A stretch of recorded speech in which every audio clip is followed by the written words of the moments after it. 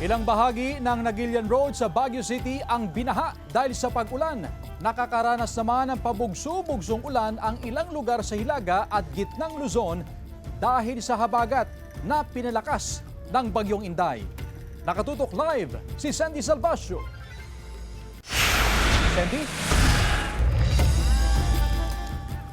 Chris, dahil sa epekto ng Bagyong Inday ay suspended ang klase sa private at public school sa ilang bayan at syudad sa Hilaga at gitnang Luzon.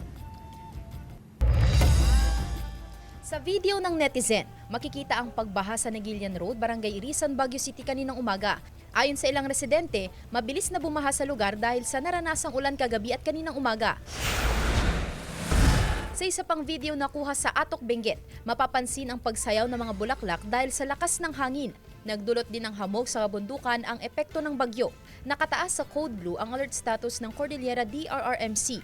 Tuloy ang kanilang monitoring sa Bagyong Inday. Activated ang response and early recovery cluster sa mga local DRRMC. Ayon sa Pag-asa Dagupan Station, asahan ang patuloy na pag-ulan sa Pangasinan dahil palalakasin pa rin ng bagyo ang habagat. Ang ilang residente sa mga low-lying barangay sa Kalasyaw, Pangasinan, nakahanda na sa posibleng epekto ng Bagyong Inday. Ang mga gamit sa bahay ni Nanay Merly sa Barangay Lasip na ilipat na sa ikalawang palapag kung sakaling tumaas ang antas ng tubig. Pinaghahandaan niyan kasi taon-taon na dumadaan yan. Kaya naka-ready na. Kung sakaling umulan ng malakas, yun, baha na naman. Ayon sa MDRRMO, wala pang nakikitang banta sa antas ng mga kailugan sa bayan. Although yung iba lang merong mga isolated cases na nagkaroon ng stagnant rainwater sa kanilang area. Kaya lang ito naman ay isolated lamang. Nakaposisyon na rin ang mga rescue equipment.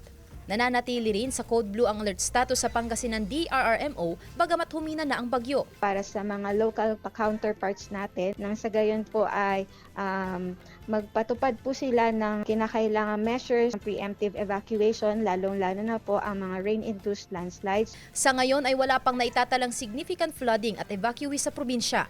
Pinapayuhan ang mga residente na umiwas muna sa mga water activities habang may banta pa ng bagyo sa coastal waters ng Pangasinan.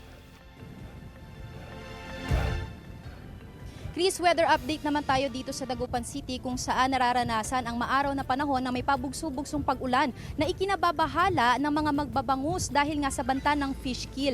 Samantala bukas ay aalis na ang bagyo sa Philippine Area of Responsibility pero asahan pa rin daw ang maulan na weekend bunsod naman ng habagat. Sa ngayon, Chris, ay nakataas ang wind signal number 2 sa Batanes, eastern portion ng Babuyan Islands at northern eastern portion ng mainland Cagayan. Wind signal number 1 naman sa natitirang bahagi ng Babuyan Islands, natitirang bahagi ng mainland Cagayan, Isabela, Apayao, northern portion ng Abra, Kalinga, eastern portion ng Mountain Province, eastern portion ng Ifugao at Ilocos Norte. Sa latest bulletin ng Pag-asa ay namataan ang sentro ng Bagyong Inday 570 km silangan ng Itbayat, Batanes. May tsansa ng ulan sa Ilocos Region, Central Luzon, ilang bahagi ng Cagayan at Isabela at posible rin ang pag-ulan sa iba pang bahagi ng bansa. Chris? Maraming salamat, Sandy Salvacio.